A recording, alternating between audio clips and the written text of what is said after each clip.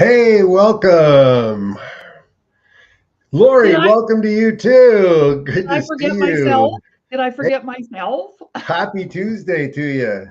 Yeah, you too. I'm geared up. I'm in Ottawa. I'm not in Edmonton. You're I closer to s- Edmonton than I am. oh, I'm I know. broadcasting from the shores of the Ottawa River here in Ottawa, Ontario. But I'm cheering for my old team, the Edmonton Oilers. So they'll get back to Edmonton. They'll get some power from the fans. It'll be 2-2 in no time. Well, I'm glad to hear that because, 35 years since we've seen the cup, I think it's time we showed up here It's, somehow. yeah, The yeah. last time the last time we got the cup in Canada, there were dinosaurs here. So true, so true. Really looking forward to today's show and stepping Mhm, sort of into the performance side of treatment. You mhm. know how you Dr. Vic runs the Apollo Physical Therapy Centers. He's a friend of mine. He's got me back straight and running, and he helps Oh, people all day long, every day. So it's so good to have him on the show and talk about how recovery and performance are the same thing. excellent, excellent. I can't believe though, Doug, how quickly these Tuesdays roll around because I'm on with Ramin before you, and then you, and I get to spend, Tuesdays with two of my favorite guys in the world. And but those Tuesdays just roll in, man. I don't know where a week goes. Well, it's been a fun week. I just actually had to do something I didn't want to do. I had to go into the Ottawa River this morning, and the wind was up, and get my boat tied back up. So Oh, I my hair's still a little wet. I see that. Yeah. Uh-huh. You didn't have to wear that shower cap if you didn't want to. You So need how's one it of our going out? cork. Oh, Doug, you need one of our cork caps that we have Oh yes, with tell our me. logo on them. Yeah. How are those coming along? Did you get them Great. stamped? Yeah, they're great because they're heat resistant and they're water resistant. So these are ball caps that we imported from Portugal, and they're made out of cork, and they're light and they're beautiful. Ron loves his. Hmm. Awesome, awesome. Get one out here because the sun's Yeah, going to come out one day here in Ontario. It's been raining for a week and a half, right. so I'm going to need that cap on this head. Well, we had them monogrammed, right, with SWU, Self Worth University, the first 100 anyway. Yes. So we have a very good friend, and he's not really doing very well right now. So we gifted him a cap the other day, and I said, "Do you mind wearing a Self Worth University cap?" And they've been a big support of mine in the business, and I didn't think that would be a problem. And he said, "Well, of course not. But if anybody asks me what it stands for, I'm going to say Swingers United." Wow, that'll sell a lot of caps. I thought, only you. He has a wicked sense of humor. And I thought, okay, Swingers United. You go for it, buddy. So tell me a little bit about how everything's going out there in Drayton Valley, Drayton Alberta, and, and Valley. and and who you're helping these days, who you're supporting. I'm always interested because that moves fast for you as well. Yes, for sure. Well, actually, right after we're finished the show, I have a new client and a young military man, but it's not him, it's his younger brother who's presently really medicated and in a group home. And this kid's like 34. And I'm going over to visit this afternoon. We made an appointment just to go do a social visit, but he's, you know, he's,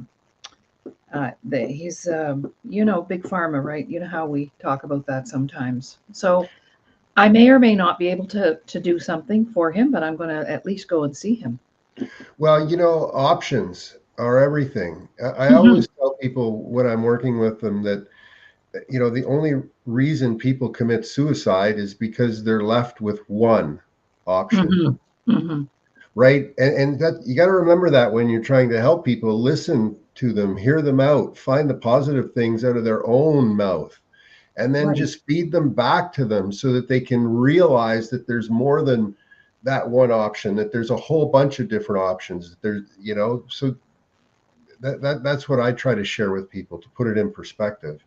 Yeah, for sure. So that's one thing on my plate today. As soon as I leave here, it's about a 2-hour drive to go over and I just offered to go because my heart ached when he was telling me the story, and I said, no, wait, I'm like you, Doug, no, there's other ways to get well. So let's just start with something, anything besides that. Yes, I agree. My story with opioids is very clear, and I haven't told it on the show today, but when I was paralyzed, I got on a lot of opioids to deal with the pain, to help me sleep. So I was on morphine and I was on knockout pills to sleep at night. And I couldn't get my bladder going. And I had to make a decision to get off the opioids and take a chance on dealing with the pain, getting over the pain, finding other ways to solve the pain. And within 6 weeks, my bladder hadn't functioned for 6 months. Wow. Within 6 weeks, it started functioning normally, and I'm happy to say, like 30 years later, it still functions perfectly. And I don't.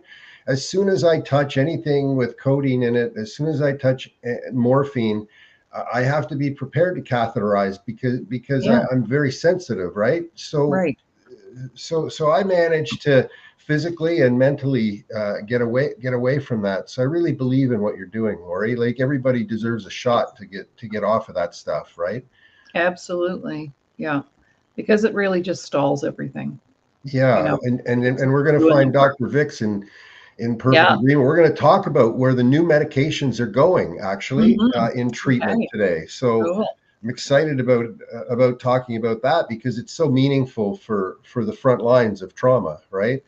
Not dumping opioids on people over and over and over. Yeah, and these are kids that were already doing drugs, meth and fentanyl and whatever else is out there. With that's the first problem, and then adding to that doesn't help much. So listen, we have a couple of little treats. Let's do one before we bring in Dr. Vik. And you sent me a couple of clips of, the glory days for you. So yeah, so let's do the first one you sent where you scored that goal. You want to tell us about that? Sure. I have the one where I have a broken nose, where I'm wearing the mask. The first one. Oh, the other one. Oh, okay. Yes. Well, this was a big game in Buffalo. It was my 5th game with the Buffalo Sabres. I ended up being first star of the game, but this is a game-winning goal with a minute left in the game. And then I scored again in the empty net to make it 4-2. So it was a big game. It demonstrates that even the great ones can have a bad day. Take a look. I love that. Buzzing around that Oiler net. Gretzky steals it behind the net, trying to make a play, a backhand shot. And Janicic makes the save on Gretzky. 16 seconds remaining in the penalty to Habscheid. Gretzky trying to set up Dave Hunter. Shot, couldn't clear it. Gretzky's pass knocked down by Galley. Kings are 2 on, now 3 on 1. Smith slots up, scores! Yeah, this is the one where I have the broken nose. So I'm wearing a mask because somebody punched me in the face the game before and busted my nose. So I'm sorry, I didn't know that was the one. Those are great. Those are great. And I just want to mention that, right now I'm working on a project.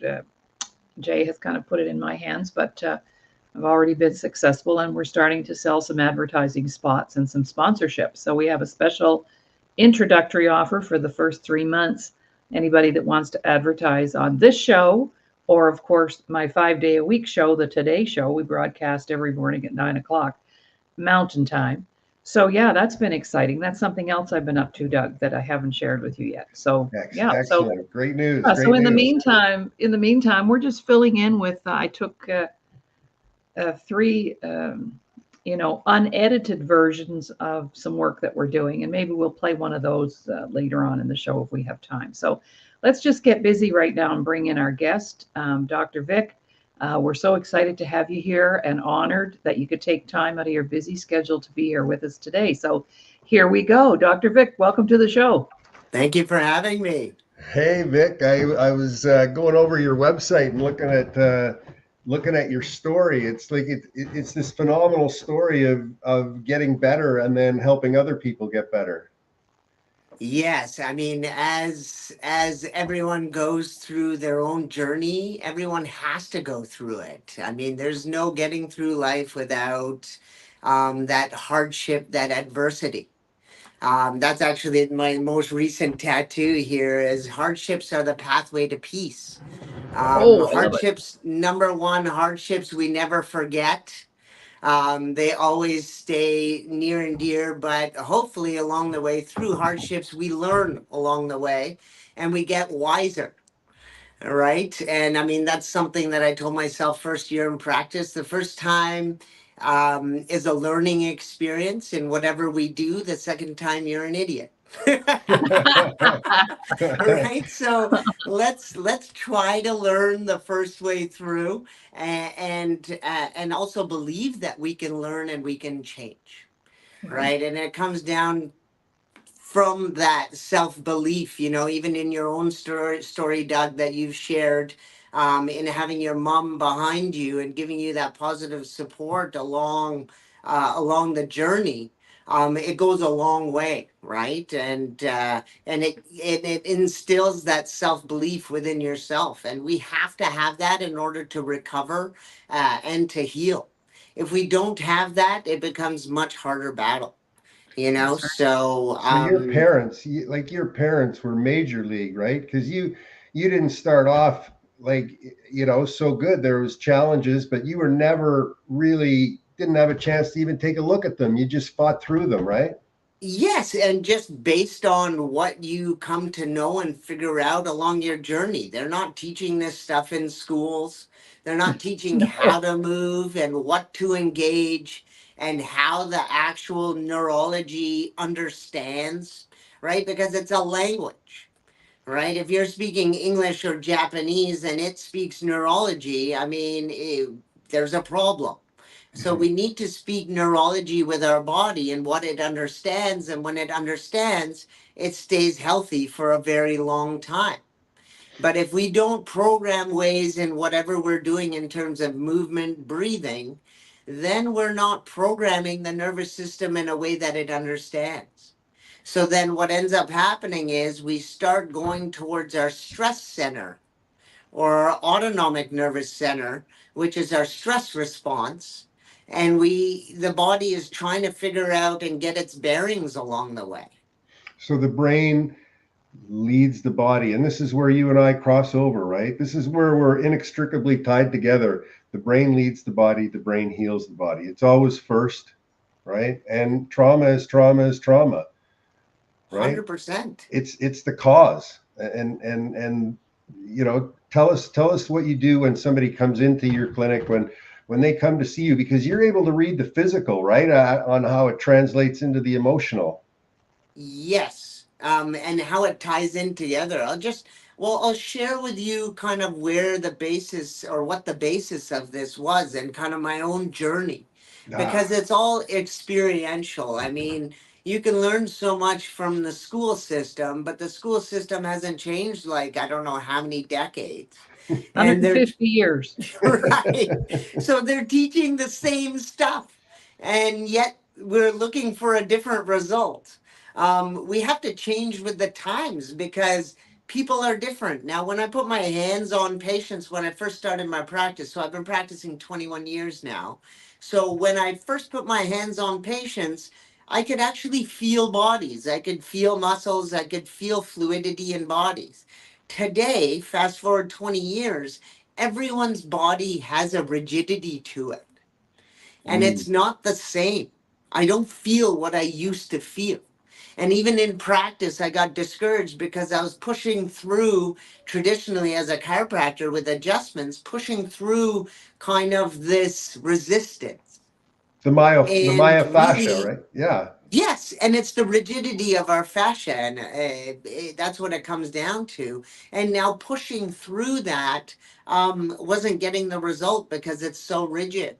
So having gone through here, I'll share with you kind of what I went through in my own journey. Yeah. So and tying everything together. So as I was a kid, I had learning difficulties, so I had challenged reading. My mom was a librarian, and she was like, "What's up? My son doesn't read." But you know what? You could send me outside all day, and I could play all day and learn so much from the playing field. But yet, from a book. I find it so challenging to read words, put them together to form sentences, to form imagery, to figure out who's saying what. Forget about it. I'm lost. Right? So I never went down that path. So difficulty reading. I was going for weekly allergy shots because I had allergies to dust, pollen, all these things. I had developed asthma, so I had a asthma inhaler. I had irritable bowel. And then at the age of 12, I started developing severe back pain. Now, I went to the doctor and no x-rays were taken. And they told me it's just growing pains. Now, obviously, I haven't grown a lot. I'm 5'6". Well, I'm sitting down right now, but I'm 5'6" at most. I'm like 5'5.5". And so I didn't grow a whole lot. And then as I went on, I wasn't getting solutions from the traditional system. So then at the age of 14, I said, I'm no longer going to take any medications and go for these shots. I'm going to look in a natural means of figuring out what's going on with my body and figuring it out. So at the age of 11 or grade 11, sorry, I said, you know what? I'm going to change this healthcare system. And I was planning on going into medicine, but doing it in a natural means and go in and change this healthcare system. Now, as I got into second year university, I had some x-rays taken of my back. First time I had taken x-rays, and there's an extra bone growth in my back, which limits the movement of my left pelvis when I walk, when I move, my balance. So I was always, and it explained a lot because I was always good with sports and very aware and in tune. However, anytime someone touched me, I would go flying. I didn't have my balance of my pelvis, so that made sense to me. So I started chiropractic treatments, which helped me a lot. And I changed my career path to become a chiropractor because it jived more with me that it's a natural means of healthcare, that I'm not putting extra chemicals into my body, and I'm figuring out the root cause of what's causing my dysfunction and fixing it, not just creating a mask, for the symptom. And that's an analogy I use with my patients. I mean, if the house is burning down and you put off the fire alarm, your house is still going to burn down. Okay. So we have to put out the fires, right? We can't just put off the alarm, which is our pain center. We really have to go in and figure out what the root cause is and then train the neurology with the language of neurology. Because the neurology's got you, and it grabs the myofascia, right? Which is like a plate that runs around our whole body. And as soon as it grabs it, it yanks the whole thing. It twists the whole thing, right? And you're able to see that. 100%. So the key thing for our nervous system is proprioception, like where our body's positioning is in space. And so when the body's positioning in space is neutral, then the body will hold that posture in neutral. However, when the body is off, naturally the body will compensate to adjust for that change in terms of neurology. Doesn't mean it is the best for us in terms of longevity. However, it's the best for us because it's put us in the least compromised position. Okay. You follow me there? So Yeah. it's protecting itself, but overall for longevity, it's not the solution. So in order to reprogram that, we have to train the neurology. So you said it's a language, right? Which is a great way to put it. And I think we should all be talking about it as language. I call it code, but code is really language. It's just computer language, right? So, but what a great way to put it for your patients and clients. That's something that every other practitioner could probably use too, if they're listening right now. That's something recently that I've started talking about is the language that we're speaking to our brain. Yeah. Because if it's not in the right position in the way that it's designed to function, then we're in a problem. Laurie does it with the same thing, essentially. I think that's what all three of us on the call are trying to do, is get them to reprogram or learn that new language. 100%. That is the recipe ultimately for this. The nervous system is the mothership of this body. Mm-hmm. Okay, we have three nervous systems, and we have to make sure that all three nervous systems are healthy and functioning. So we have our central nervous system, which is our spine and our brain, which primarily how I've broken it down is its primary function is input from its fascial structure and output. That's what keeps it healthy, and at the same time, our breath, because our breath is the largest pump of our body. So if the pump of fluid of our body is not flushing out our waste fluid of our body, we're in trouble. We will become septic when this fluid, that's waste fluid, is not evacuated from our body. And our diaphragm pumps the largest vessel of our lymphatic system. Okay.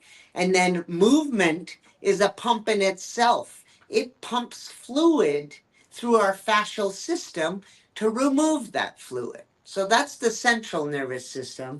Then we have our autonomic nervous system, which is our fight or flight. We're in a position of stress. Is this animal or is this being going to beat the crap out of me? Or am I going to run or am I going to defend myself? When the autonomic nervous system has too much stress on it, it will freeze. So it won't know whether you want to run or fight, and it'll do nothing. Right? So that's the autonomic nervous system. And then we have the enteric nervous system, which is our gut. And a lot of people don't know that that is a nervous system in itself. And the gut is called the enteric nervous system. So it's in fact getting in touch with our gut feeling. However, when our autonomic nervous system is charged and we're not moving and breathing properly, our enteric nervous system is nowhere to be found. We don't go to instinct anymore. We go to our brain and our mind.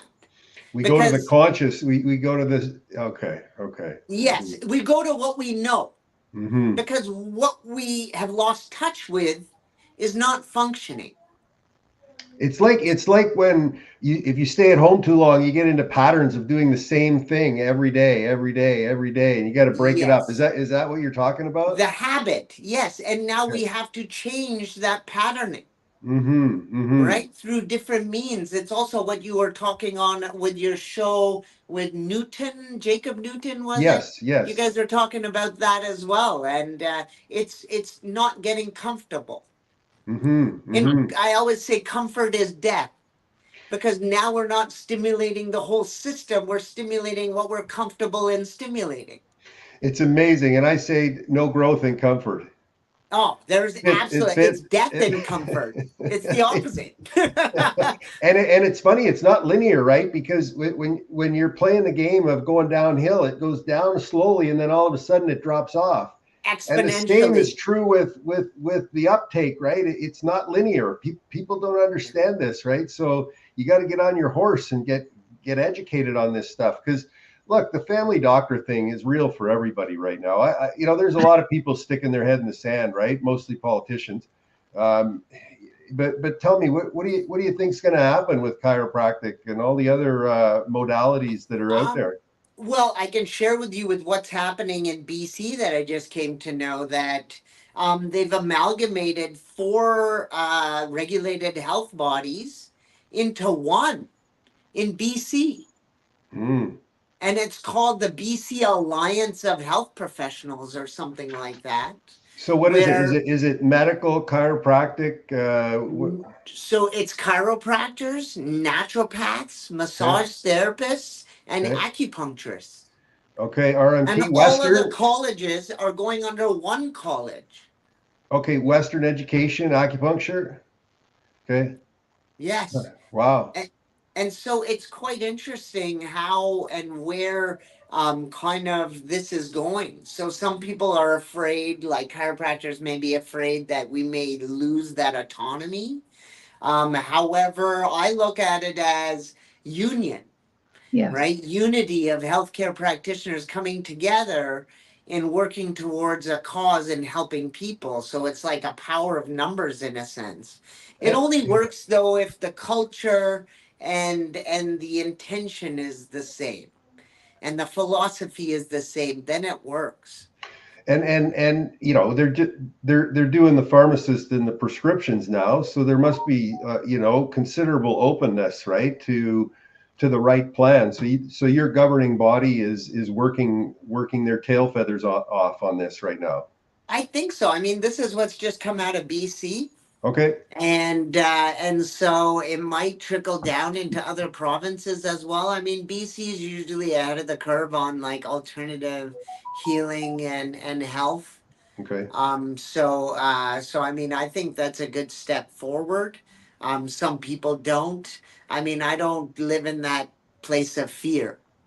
At the end of the day, I honestly think that the innovation that's happening in this space right now is eventually and could potentially remove colleges altogether, right? And Let's look talk at, about that. Let's talk about those tools.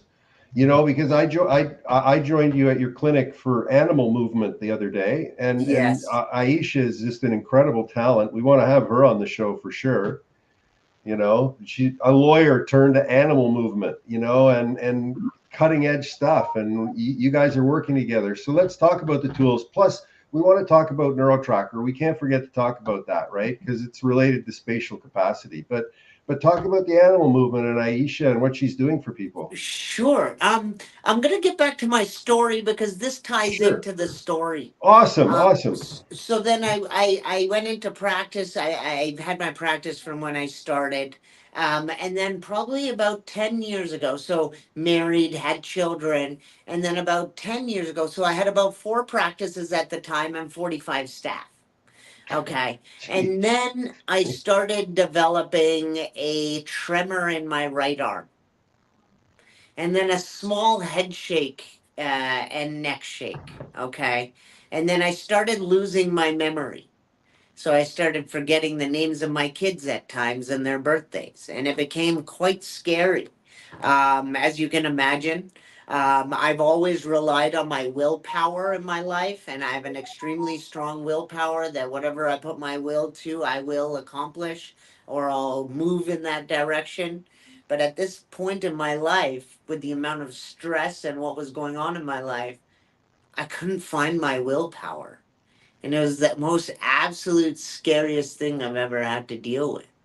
And so that day I went and got a private MRI done. I got some blood work done, and I really started my journey of really taking a deep dive as to what is going on in my health. Deeper dive than I had in my previous years. Because I had done things according to what I had learned in school, right? According to treating the musculature and whatnot. I mean, fast forward, I had had 5 car accidents, multiple head injuries from when I was a kid as well. And then you add stress to that. And one thing that I didn't really register in the process was my birth process. And what we don't realize is the first 7 years of our living life is what really transpires into our later life, whether it's psychology or physical trauma. It's what shows up later on and really is now an extrapolated version of what it started as. And so my birth trauma, I was born with a cord wrapped around my neck and with forceps. So for those that don't know, forceps are a metal clamp that grab the head if the baby is not coming out of the womb, and they will grab the head and force the baby out and pull the baby out. Now in my case, it didn't cut my head properly and it got me on the jaw. So this dimple here is actually a scar from the forceps, and my cheek Wow. is thin here. So it got me here and here. Somewhere here, it's still sensitive. So I was like black and blue in the first week. And then I then started piecing together the puzzle on why I had cognitive dysfunction in my youth, Right. or why I was having digestive issues, or why I later on ended up having tremendous amount of anxiety where I was waking up every morning telling my wife, like, I don't know who I am anymore. And I was bawling my eyes out and really finding it a struggle to really piece things together. Mm. And so through that process, getting back to NeuroTracker, I was on the board for Brain Injury Canada. And Harry Zairns, who has since passed, was the president at that time. And he introduced me to Aaron Stiller with Mm-hmm. NeuroTracker.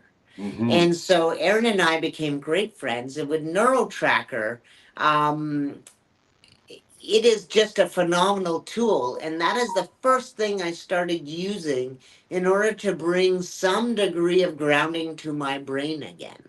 Mm. And so Mm-hmm. NeuroTracker, I mean, Doug, you know, but I'll share with Laurie if you don't know. NeuroTracker is a tool that was developed out of the University of Montreal and by Dr. Jocelyn Faubert. He's a psychophysicist. So really essentially bringing tangibles or quantitative data to the mind quantitatively. And so he started doing some work with peripheral vision training with the elderly in helping them keep their driver's license longer. And so he was helping them in this. And then Manchester United contacted him and asked him if they would create a device that could speed up their players' processing speed of their brain. So on the field, their reaction time is faster, which means you have an edge and you're biohacking and you have stronger players on the field. Well, guess what? I mean, that was the case. And it actually extrapolated and went through all sports teams almost, where they started incorporating this training tool, which is wearing 3D glasses, following balls that move in 3D on a screen, and observing where 4 of those 8 balls are actually traveling and keeping them in full attention. And so this actually works with 4 areas of the brain. You know, one of them being memory, another area being executive functioning, another one being memory recall and object recognition. So and as well working on and improving peripheral vision function. So what he found was that in working with peripheral vision and then center, keeping your eyes on the center, that we can adapt with our eyes in terms of distance and close using our periphery. And this, in fact, reprograms our brain through the eyes. Now, the eyes are quite phenomenal in the whole neurology of the body because we have 12 nerves that come off the midbrain. So we have the brain, then the midbrain, then we have the spinal cord. And now those 12 nerves are called cranial nerves, okay, because they exit within the cranium. And 5 of those 12 nerves actually relate to the eyes. So Mm. for those that think the eyes aren't important, they're almost half of the neurology of our upper part of our nervous system. And when you increase spatial capacity, that's directly related to neurocognitive ability. So if you use NeuroTracker and you increase your spatial capacity, you actually get smarter by default. And you know, I haven't talked about NeuroTracker on this show before, but I'm a practitioner and I've tested like 400 or 500 hockey players, and personally, within 6 weeks, I was able to quadruple my spatial capacity. And as long as I continue to play table tennis and go on NeuroTracker every now and then, what happens is I'm able to sustain it. So it doesn't take, I found it doesn't take that much to keep the ball rolling. You got to do it quite consistently for a few weeks, but Well, I mean, the brain heals faster than it declines. yeah, that's And so amazing. you actually don't have to do the training a lot, but if you stop the training, your brain will decline a lot slower than how often you're doing the training. And if you supplement, like if I was playing hockey, tracking the puck, because it's called multiple object tracking, right? If I'm Yes. tracking players in the puck, if I was out on the ice, I'd probably only need NeuroTracker like once a week for maybe 10 minutes. Like Oh, it's yeah. really amazing. It doesn't take much time. And what It about doesn't. meditation for you too, right? So it's funny you're mentioning meditation. I mean, I'll bring it back to NeuroTracker. So I hadn't played basketball in say a month. It's my favorite sport, and I've been doing my NeuroTracker. So I went out onto the street and I said, "Okay, let's shoot some hoops." So I was close to in the range of 3-point zone, and I put one up and I got it in swish. And I put another one up. I put 7 of them up, and this never happens with me. I tell you, it doesn't. And I hit 7 shots in a row, and I hadn't touched a basketball in a month. It is magical what this technology does, and that's you can go to your clinic, right? You can go to Apollo Physical Therapy Centers, and do you have NeuroTracker set up there for people that Yes, we want to do. get it? Yes. Yeah, And excellent. we'll train people in doing that amongst other things combined. And the other thing I really want to mention because it blows people's minds is the whole concept of vertigo and being able to patch the space between conscious and subconscious thinking is another thing that's going on at the University of Montreal, right? That's one of the key programs that Dr. Faubert is working at. Like, so if you have people in your family that have vertigo, the ability to eliminate that is coming. It looks really good, right? Well, what happens is when the autonomic stress heightens, we will get some vertigo. Mm. Okay, we will get lightheadedness also Mm-hmm. when we're in that high level of stress. Now, Mm-hmm. what's interesting is even our eyes have an autonomic response. Okay, so as I was doing it the other day, I was crushing it. I was tracking fast, but then the autonomic response kicked in. So then my heart rate started going up. Okay, pupils will constrict, and my breathing started increasing, right? So that's the autonomic response. So it's Mm. a matter of training and keeping the calm, and well, creating a calm within the body while training. Like um, a breakaway, you got to be focused and you have to be calm. 100%. Yeah. Yeah, otherwise you're going to fluster, you're going to screw up your stick handling, and then you're going to fub it. Yeah, you don't want to use your mind so much. You No, don't want to use that part of your brain so it's much when it's you our got a it's our breakaway. instinct, that we want to get. Our instinct is so much faster than our mind. You know what? It's still good. It's still amazingly hard to believe that you score anyways, because there is nerves, but you've trained yourself. And this tool, NeuroTracker, does that. It calms those sympathetic areas, right? It does. So getting back to meditation, Mm-hmm. meditation is a state in which we're getting to a place of calm within ourselves, regulating our breath, our heart rate, calming down the brain, or sorry, calming down the mind, in terms of its daily thoughts and where it likes to run to and jump to. Mm-hmm. Right? So in meditation, so I started meditation probably in my early 20s. I was very blessed to, fortunate to being exposed to it, where we had a yogi that would come and stay at our house. And then my parents and my brothers started following the meditation practices of this yogi. So I picked it up. I wasn't as religious in terms of the patterning and the process in terms of the postures of what he was doing, the yogi, but I did pick up the principles of meditation and yoga. And part of meditation is actually bringing your eyes center and up here, finding your third eye. And what's interesting is 2 of those 5 nerves that I was just talking about with the eyes, one is responsible for inwards gaze and one is for upwards. So now we're using one nerve for one activity and one nerve for the other. Mm-hmm. Okay, which is quite interesting. But meditation brings you in a state of presence Mm-hmm. where you don't want to be in the past, you don't want to be in the future. You want to appreciate with gratitude where you are currently at any given time. And Mm-hmm. so with NeuroTracker, the minute you start thinking something else, past, present, or whatever you have to do in your day, you've lost the tracking of the ball. So it in itself, what I feel is a form of meditation in itself, because you have to be in the present while you're tracking those balls. And if Agreed. you lose Agreed. it, you lose it.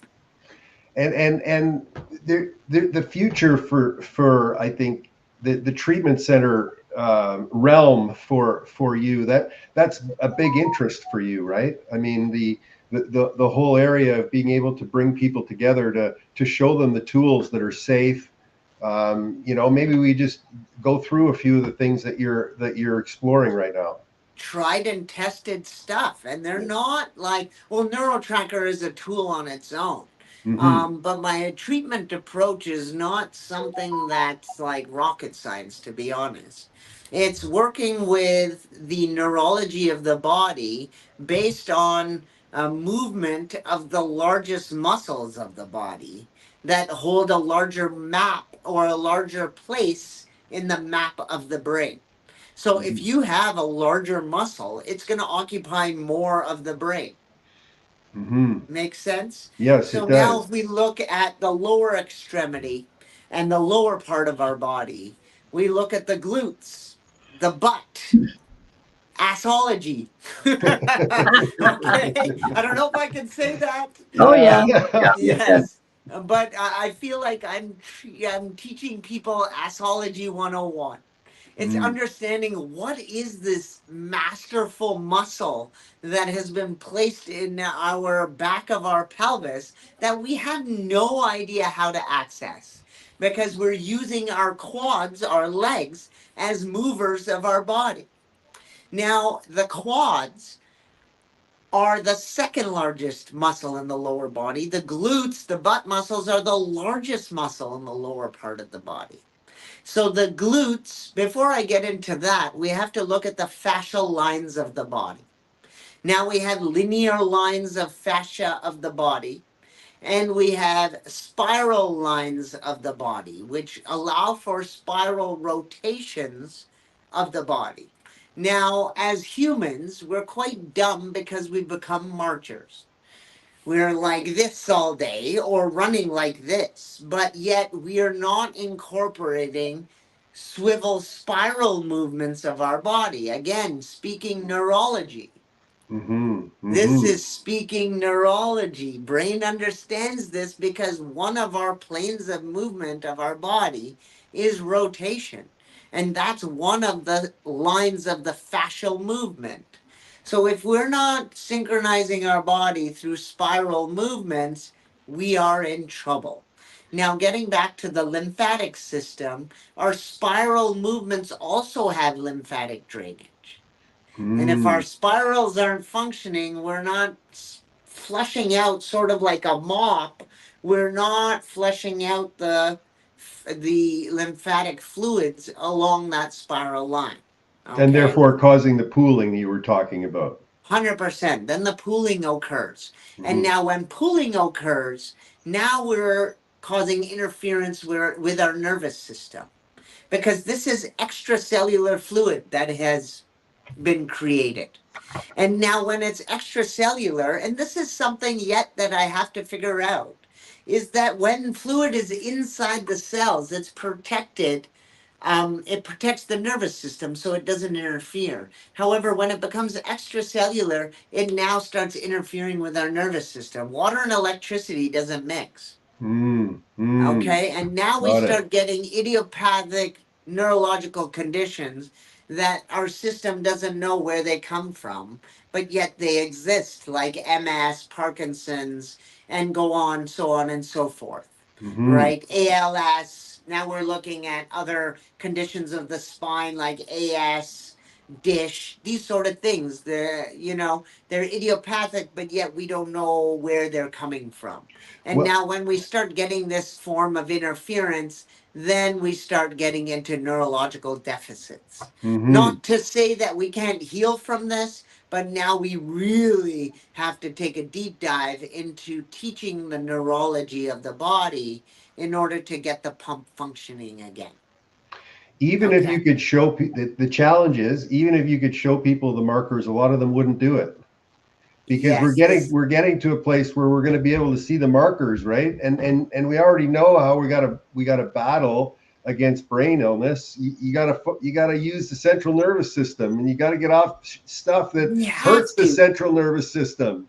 But we have to scare the crap out of people to let them know that the alternative is age, get dysfunctional in terms of pain, start getting knee and hip problems, have some Yeah. replacements done, maybe have cancer or something of that sort, maybe have a heart condition along the way, right? Yeah. And then start developing incontinence and now poo and pee yourself in your bed and then die.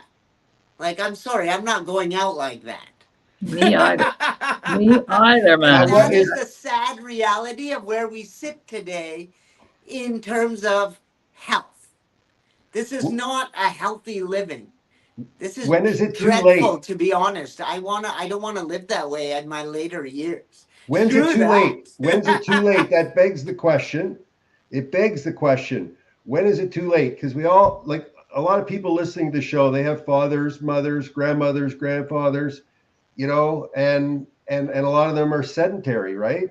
And what you're talking about is like, when can you reverse this? How long? I think at any point in time, as long as the body hasn't degenerated, Okay. it can heal. As long as it's spoken to in neurology. Yes. Okay. And there's so few of us out there doing that right now.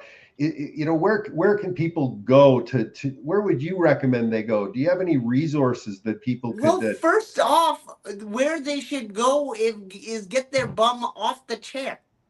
Okay. And start moving those legs. Walking is all we need. Go somewhere. Yes.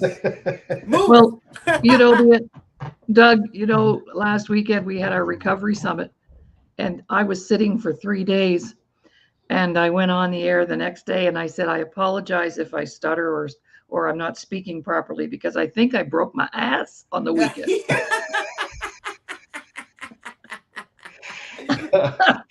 Oh my God. And so, yes, it's true. Yeah. I mean, we have to literally. use it. Yeah.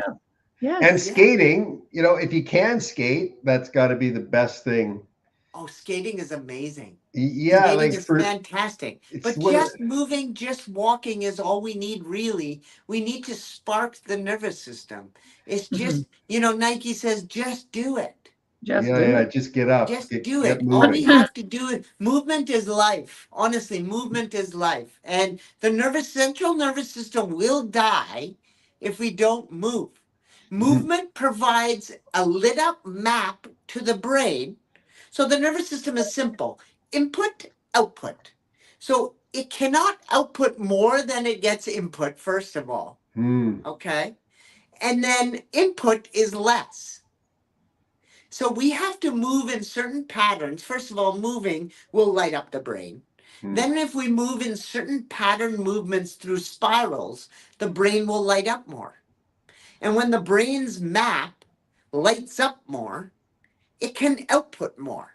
And then when you feed it with neurotracker through the mind, right, through the eyes, directly into the mind, you combine that little bit of directly exercise. into the brain, not the mind. Yeah, sorry, yes. The mind is here. Yes. The mind goes all the way to your toes. Yes. Thank you. So training the brain through the eyes, and it's just phenomenal. Even my assistant that I just recently hired to help me with this process, she started doing it. And the first day she did it, she text messaged me. I was out of the clinic. She's like, I'm so discouraged. Like, I can't track. And then now she's like, oh my God, I feel like I'm sharper. I feel like I'm smarter. I feel like I can concentrate more. I'm like, boom. You've just ticked off all of the things that it does do. And it's being brought into schools now for ADHD and ADD. And you know, the coaches, when I tested all these hockey players, the data that came out of the machine matched what the coach saw on the ice with respect to their speed and agility. So that was a phenomenal awakening for me. That you could see it in the physical, plus you could see it just from the brain. Well, because it's calming the autonomic nervous system. Mm-hmm. So the more the brain knows, the more calm it is. More it knows from its high-level center of those 12 nerves. So So the more it is getting in from those 12 nerves, the more it's comprehending, the more it's calm. But it goes into a panic mode when its sensors are no longer bringing in information. Right. Oh, like when you're in the dark. It gets scared. That's where Yeah. fear comes in. It gets scared.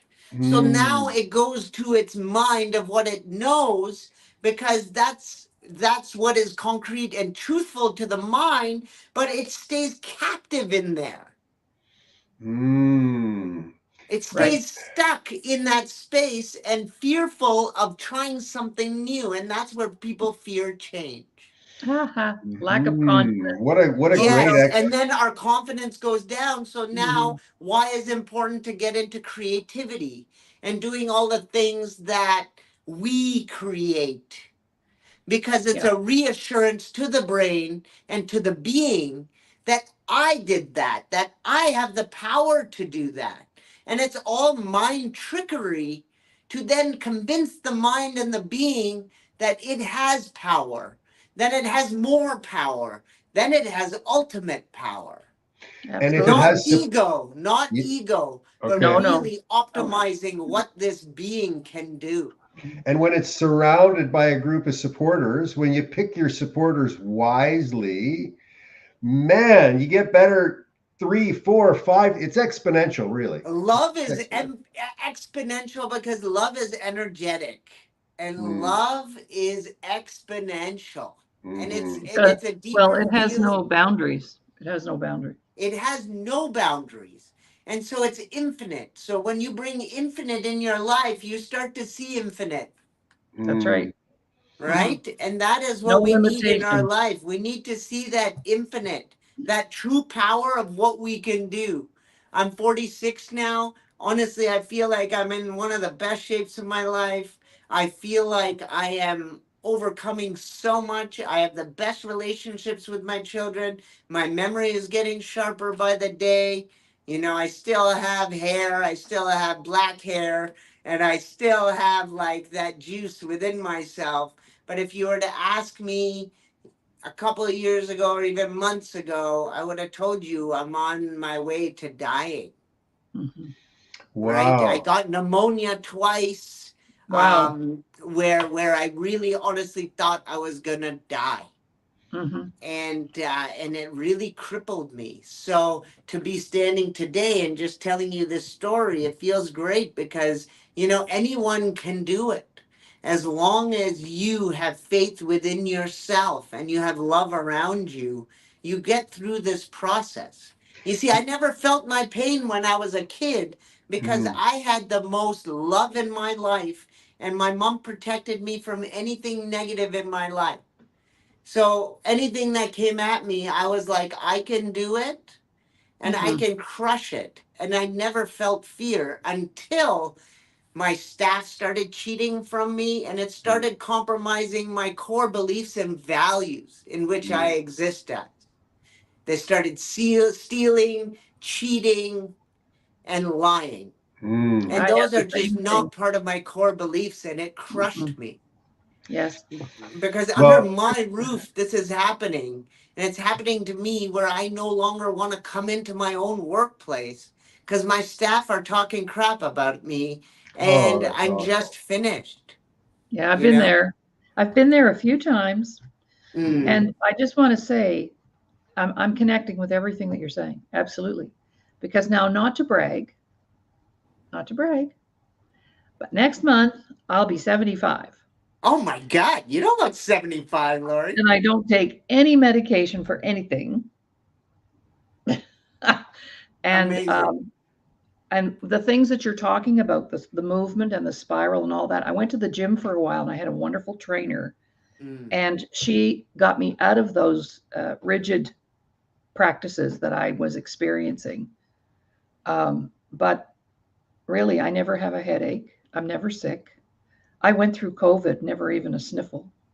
Oh my God, that's And I was not amazing. vaccinated. I chose not to be vaccinated. Same.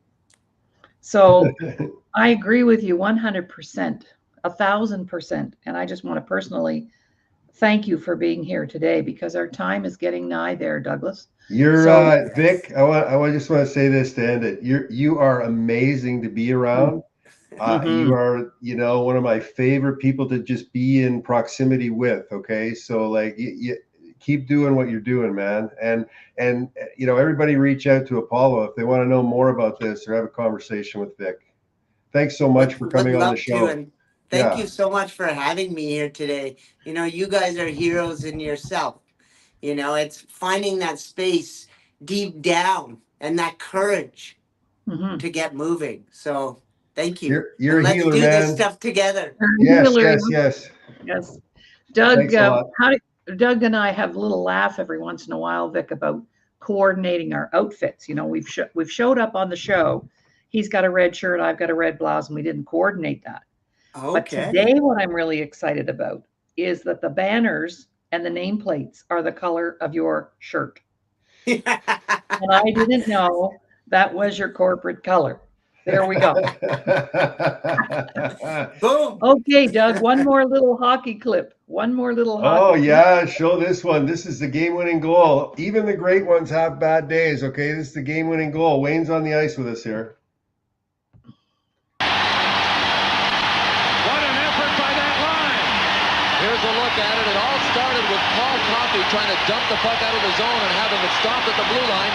Foligno makes a beautiful feed to Doug Smith, who only gets a piece of it.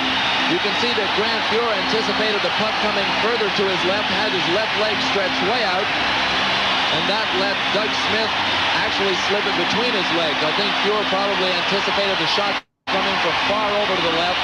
Smith was closer than he had anticipated, and big work by Mike Foligno and Doug Smith. Doug Smith has just had a fabulous game for a kid that's had a lot of ice time, wanted to get out of Los Angeles, is now in Buffalo.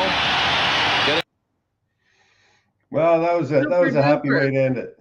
Yes, thank you so very much, Doug. And let's just go on our way out, and everybody have a fantastic day. I just love Dr. Vic. Yeah, it's fantastic. You two take something from this and Yep. have a good one, Laurie. We'll talk to you later today. Talk to you later.